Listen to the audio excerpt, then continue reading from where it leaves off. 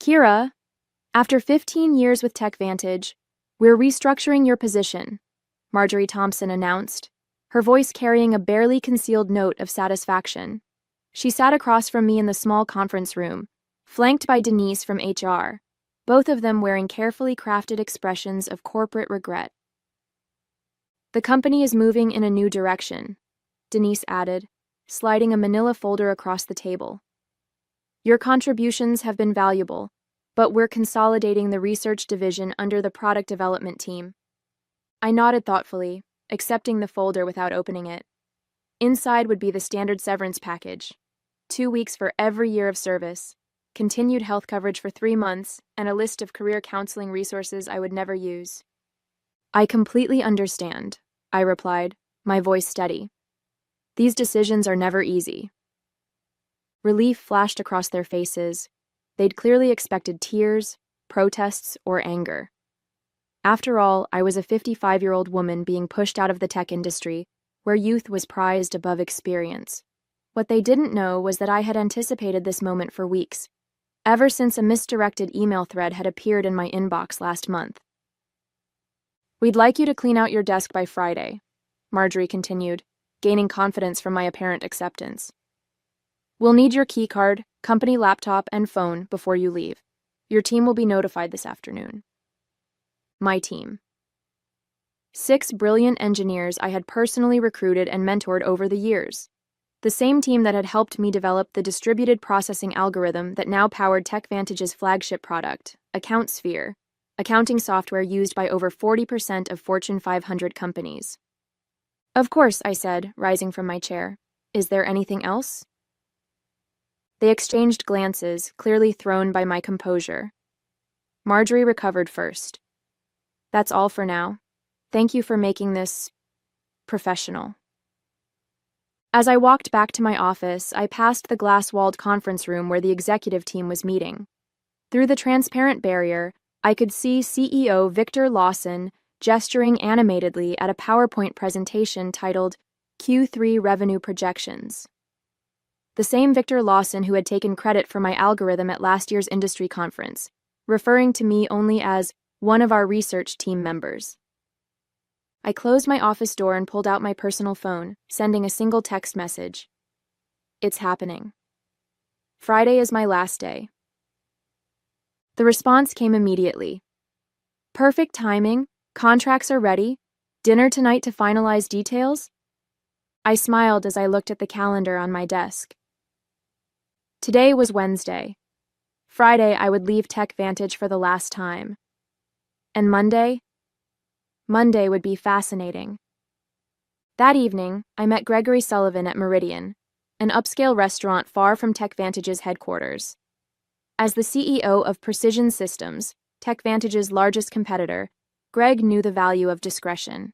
He'd reserved a private dining alcove in the back, shielded from curious eyes by elegant Japanese screens. They actually did it, Greg said, shaking his head after we ordered. I suspected they might, but to cut the very person who developed their core technology. Victor never understood what I actually created, I replied, sipping my water. He saw the implementation, the user interface, the marketing potential, but the underlying architecture, that was just tech stuff to him. The irony was almost too perfect. 3 months ago, I'd discovered the patent application for my distributed processing algorithm had never been filed by TechVantage's legal team. An oversight, they'd claimed when I inquired. They'd assured me they'd handle it immediately. But something about their response had seemed off, prompting me to check the company's internal documentation. That's when I found it, a strategy memo outlining plans to claim the algorithm as company-developed technology without specific inventor attribution. They'd planned to push me out before securing the patent, knowing intellectual property developed by employees typically belonged to the company. What TechVantage didn't know was that I'd already been working on refinements to the algorithm on my own time, using my personal equipment. Those improvements, which dramatically increased processing efficiency by 43%, weren't covered by my employment agreement. I'd quietly filed for a patent under my own name last month, fully documented with timestamps and development logs that clearly showed the work was completed outside of company time.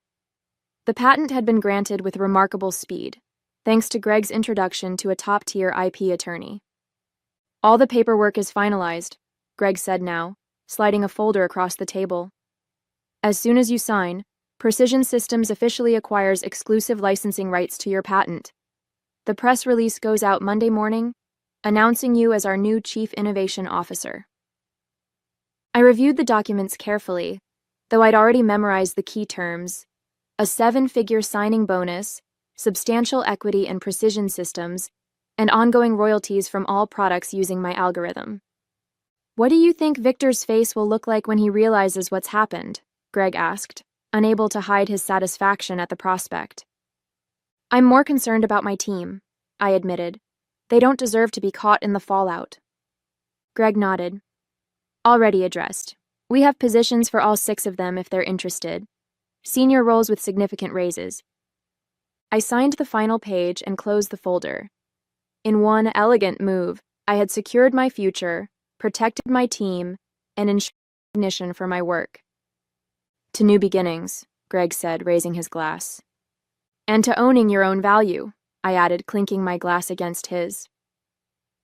Thursday and Friday passed in a blur of exit interviews, knowledge transfer meetings, and saying goodbye to colleagues. I maintained my professional composure throughout, even as rumors spread across the company. Administrative assistants gave me sympathetic glances in the hallways. Junior developers approached awkwardly, asking if I'd provide LinkedIn recommendations before I left. I documented everything meticulously, every project, every password, every process, knowing full well that TechVantage would soon discover just how thorough they needed me to be. My decision to leave comprehensive transition notes wasn't kindness. It was evidence. Evidence that I had acted in good faith while the company had not. During my final exit interview on Friday afternoon, Denise from HR went through the standard checklist with mechanical efficiency. You understand that any intellectual property developed during your employment remains the property of TechVantage, she stated, pushing a non-disclosure agreement across the table. Of course, I replied pleasantly. Anything developed within the scope of my employment, using company resources during company time. I emphasized those qualifiers slightly, but Denise was too busy checking boxes to notice. And you affirm you have no copies of proprietary company information? I have taken nothing that belongs to TechVantage, I confirmed truthfully. The patent was mine, after all. As I packed the personal items from my desk, family photos, a collection of conference badges marking 15 years of industry events, the coffee mug my team had given me last Christmas, Marjorie stopped by, leaning against my doorframe with artificial casualness. I just wanted to check that everything's clear for your departure, she said, watching me place items into a cardboard box. Crystal clear, I replied, wrapping a small award I'd received for the very algorithm now at the center of my plans. The irony wasn't lost on me as I carefully placed it between layers of tissue paper. You know, Kira, these restructuring decisions are never personal, Marjorie continued. Victor feels the company needs to move in a more youthful direction. I looked up, meeting her gaze directly. I understand completely. Business is business. Something in my tone made her pause. For a brief moment, uncertainty flickered across her face, but she quickly dismissed it. What could a soon-to-be unemployed 55-year-old woman possibly do? Will you be taking some time off? She asked, an artificial note of concern in her voice. Actually, I already have something lined up, I replied. I start Monday. Oh. Surprise crossed her features. That's fast? Anything interesting? I smiled. Very. A leadership position. I'm quite excited about it. She nodded absently, already mentally moving on to other matters. Well, good luck with that.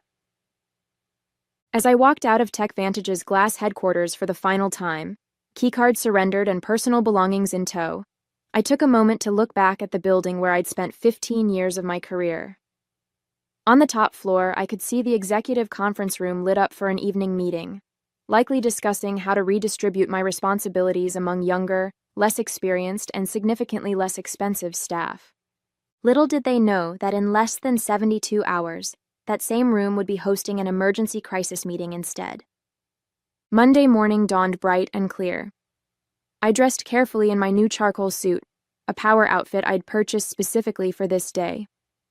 The Precision Systems town car arrived precisely at 7:30 a.m. to take me to their headquarters, where I'd start my first day as Chief Innovation Officer. The press release went live at 7 a.m., Greg informed me as I settled into my new corner office with floor-to-ceiling windows. Industry newsletters are already picking it up. I've got the communications team monitoring reactions. The announcement had been crafted with strategic precision. Precision Systems acquires exclusive rights to revolutionary processing algorithm. Welcomes creator Dr. Kira Jennings as Chief Innovation Officer. It detailed my background, emphasized my role as the sole inventor of the patented technology, and outlined how Precision Systems would be integrating the algorithm into their next generation of products.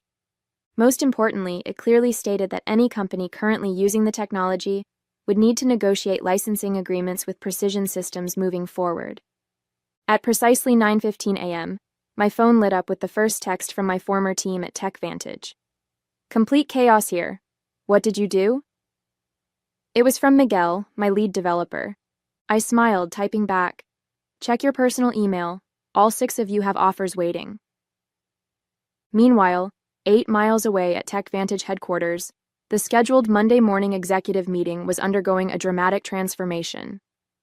According to Miguel's play-by-play updates throughout the morning, Victor had arrived at the office to find the company's general counsel and chief financial officer waiting at his door, both ashen-faced. The industry announcement had hit their inboxes simultaneously, setting off immediate alarms. By 9:30 a.m., what should have been a routine start-of-week meeting had morphed into an emergency crisis session. Board members were calling in remotely. The legal team was frantically reviewing my employment contract and the documentation around the algorithm's development. "They're pulling every file with your name on it," Miguel reported. "Someone just wheeled in all the servers from the research division for the tech team to analyze." I could picture the scene perfectly. Victor pacing the conference room, demanding explanations from Marjorie and the legal department. The stock would already be responding to the news. Investors hated uncertainty, and the announcement had created plenty of it. At 10:45 a.m., I received an email from Victor himself, the desperation practically emanating from my screen. "Kira, there appears to be a misunderstanding. Please call me at your earliest convenience to discuss." I forwarded it to Precision Systems' legal team without responding. By noon, the industry was buzzing with speculation. TechVantage's stock had dropped 7% since the market opened, while Precision Systems had seen a 12% increase. 3 different technology journals had requested interviews with me about the strategic coup that had shaken the accounting software industry. "How are you feeling?" Greg asked, stopping by my office as I settled in. "Validated," I replied honestly. 15 years of watching others take credit for my work, of being told I should be grateful just to have a seat at the table, and now, finally, recognition. My new executive assistant appeared at the door. "Dr. Jennings, the development team is ready for you in the main conference room." And she hesitated. TechVantage's CEO has called 4 times in the last hour. "Please let him know I'm in meetings all day," I replied calmly. "I'll have our legal team reach out to discuss licensing options later this week." As I walked toward my first meeting as Chief Innovation Officer, my phone buzzed with another update from Miguel. "Board just called emergency session. Victor looks like he's about to explode. P.S. My team and I accept your offer. When can we start?" By Tuesday morning, the full impact of my departure had become clear to everyone at TechVantage. Their flagship product, AccountSphere, relied entirely on my algorithm to process the massive datasets that gave it an edge over competitors. Without licensing rights to my patent, they faced 2 equally unpalatable options: negotiate with Precision Systems or rebuild their core technology from scratch, a process that would take years and millions in development costs. "Victor has called an all-hands meeting for 2 p.m., Miguel texted. It was his last day at TechVantage. He and the rest of my former team would be starting at Precision Systems next Monday. Rumor is they're going to try to sue you. I forwarded his message to our legal department, who responded almost immediately. Let them try. Your documentation is impeccable. Development logs, timestamps, personal equipment usage, all clearly established. We've prepared for this scenario. Meanwhile, I was settling into my new role with remarkable ease. The respect I received at Precision Systems was a stark contrast to my final years at TechVantage. When I spoke in meetings, people actually listened. My ideas weren't repackaged by male colleagues and presented as their own. My age and experience were viewed as assets rather than liabilities. The engineering team is implementing your efficiency improvements, Greg informed me during our afternoon briefing. Early testing shows a 51% performance boost, even better than we projected. I had several refinements I never shared with TechVantage, I admitted. After I discovered they were planning to eliminate my position, I saw no reason to give them my best work. Their loss, our gain, Greg replied with a satisfied smile. Speaking of which, the first licensing inquiry came in this morning. Not from TechVantage yet, they're still in denial, but from Dataflow Systems. They're worried about being caught in the crossfire. At 3:30 p.m., Miguel sent a detailed account of Victor's all-hands meeting. The CEO had tried to project confidence, assuring the staff that TechVantage would vigorously defend our proprietary technology. But the anxiety in the room had been palpable. Several employees had already updated their LinkedIn profiles, sensing the company's vulnerability. Marjorie looked like she was about to faint when someone asked directly if they'd failed to secure the patent, Miguel reported. Victor cut the question period short after that. By Wednesday, the industry fallout had intensified. 2 major clients had contacted Precision Systems about switching from AccountSphere, concerned about TechVantage's ability to maintain the product without the algorithm's creator. Our stock had risen another 8%, while TechVantage's continued its decline. I received a call from Denise in HR, the same woman who had slid my severance package across the table just days earlier. Kira, she began, her voice carefully professional, I'm calling to discuss the, situation with your patent. We believe there may have been a misunderstanding about ownership rights. I don't think there's any misunderstanding, I replied calmly.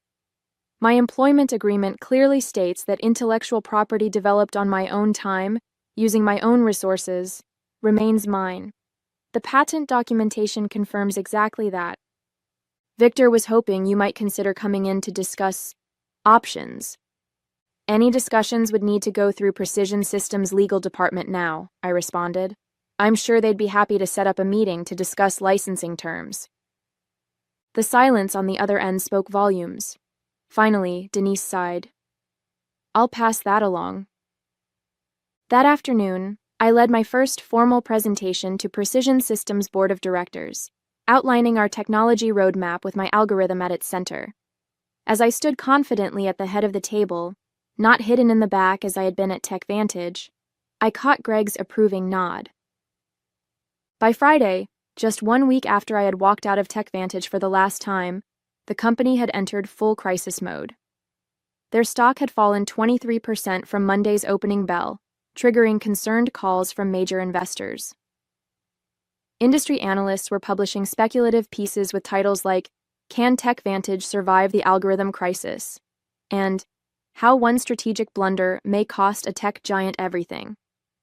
Through my industry contacts, I learned that Victor had finally acknowledged the severity of the situation to the board. TechVantage would need to either license my algorithm from Precision Systems, likely at exorbitant rates that would devastate their profit margins, or undertake a complete rebuild of AccountSphere without using any technology covered by my patent. They've started interviewing for a new development team, Miguel informed me during our Friday video call, where we discussed his upcoming transition to Precision Systems. Victor's claiming they can recreate the functionality in 6 months. I couldn't help but laugh. The original algorithm took me 3 years to perfect, and that was with intimate knowledge of the problem space. Exactly, Miguel agreed.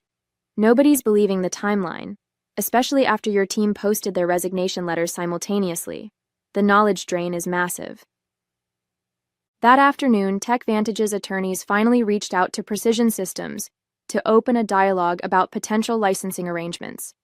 Our legal team, following the strategy we had developed, responded with terms that were technically fair but strategically painful: 3 times the standard industry licensing rate, plus a public acknowledgement of my role as the technology's inventor.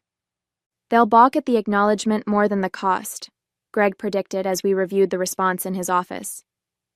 Victor's ego won't allow him to admit he pushed out the person who created their core technology. Then they'll have to rebuild, I replied, and every day they spend trying to replicate my work is another day we extend our lead in the market. The following Monday morning, 10 days after my unceremonious dismissal, I led the first meeting with my newly assembled innovation team, which included Miguel and the other 5 engineers from TechVantage. The energy in the room was electric as we mapped out the next evolution of my algorithm. "This is how development meetings should be," commented Anita, one of my former team members. "At TechVantage, we spent half our time explaining basic concepts to executives who wouldn't listen anyway." "That's the difference between being valued and being seen as replaceable," I replied. "Here, your expertise is recognized." As we wrapped up the productive session, my assistant appeared at the door. "Dr. Jennings, there's been a significant development with TechVantage. Their board just announced an emergency leadership change. Victor Lawson is stepping down, effective immediately." The news spread quickly. Within hours, industry publications were reporting that TechVantage's board had lost confidence in Victor's leadership, following the patent oversight that threatened the company's flagship product. Marjorie Thompson was also out, along with the head of legal who had failed to properly secure the patent. That evening, I received an unexpected email from Richard Donovan, TechVantage's newly appointed interim CEO. Unlike Victor's desperate message from the previous week, this one was straightforward and respectful. "Dr. Jennings, congratulations on your new position. I've been brought in to help TechVantage navigate the current situation. I'd like to discuss a fair licensing arrangement for your patented technology. We're prepared to acknowledge your contributions publicly and make appropriate amends for the oversights of previous management. Would you be available to meet next week?" I forwarded the email to Greg, adding a simple note: Phase 1 complete. His reply came quickly: "Beautifully executed. The board is celebrating your first major victory for Precision Systems. Looks like TechVantage is finally learning an expensive lesson about valuing innovation and innovators." 3 months after my departure from TechVantage, I sat on the stage at the National Technology Innovation Conference, preparing to deliver the keynote address. The audience was filled with industry leaders, technology journalists, and aspiring developers, many of whom now knew my story. "And now I'm pleased to introduce our keynote speaker," the conference organizer announced. "Dr. Kira Jennings, Chief Innovation Officer at Precision Systems and creator of the distributed processing algorithm that has revolutionized data handling across multiple industries." The applause was substantial as I approached the podium. What a difference a few months could make. Last year, I had attended this same conference as part of the TechVantage delegation, seated in the back while Victor gave a presentation about his company's innovations. "Thank you," I began, surveying the attentive faces. "Today I want to talk about innovation ownership and the importance of properly valuing intellectual contributions, regardless of where they come from." My presentation detailed the technical aspects of my algorithm, but also touched on the broader issues of recognition and respect in the technology sector. Without directly mentioning TechVantage, I emphasized the importance of companies protecting their innovators rather than seeing them as replaceable resources. Afterward, during the reception, several young women engineers approached me, seeking advice and mentorship.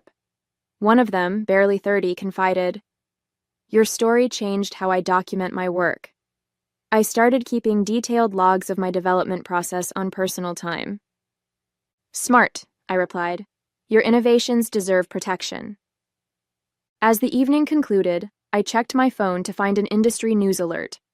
TechVantage had finally announced the licensing agreement with Precision Systems, acknowledging me by name as the algorithm's creator. Their stock had stabilized, though at a significantly lower valuation than before my departure. 1 year to the day after being told to clean out my desk, I sat in my spacious office at Precision Systems, reviewing the quarterly innovation report.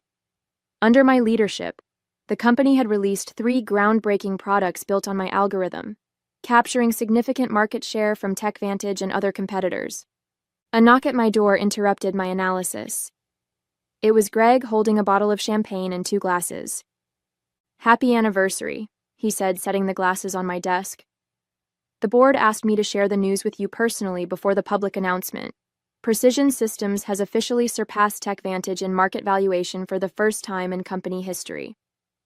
I smiled, feeling not triumph but a quiet satisfaction.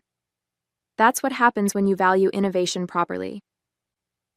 As Greg poured the champagne, my assistant delivered a sleek envelope. Inside was an invitation to speak at Women in Technology's annual Leadership Summit. The topic: Owning Your Intellectual Value, How Proper Documentation Changed an Industry. "You've become something of an icon, you know," Greg commented, noticing the invitation. "The story about the executive who didn't recognize what she had until it was gone has become a cautionary tale in corporate boardrooms." Richard Donovan, who had remained as TechVantage's CEO after the crisis, had implemented sweeping changes in how the company recognized and rewarded innovation. Their new policies on intellectual property protection and inventor recognition were reportedly modeled after the program I had established at Precision Systems. "It was never about revenge," I said, raising my glass in a toast. "It was about recognition, about showing the industry that innovation isn't anonymous. It comes from real people who deserve real credit." "To proper recognition," Greg agreed, clinking his glass against mine. As the afternoon sun streamed through my office windows, I reflected on my journey. At 56, I had finally found what had eluded me throughout my career: not just success, but acknowledgement. My name was now permanently attached to the algorithm that had changed an industry, exactly where it belonged.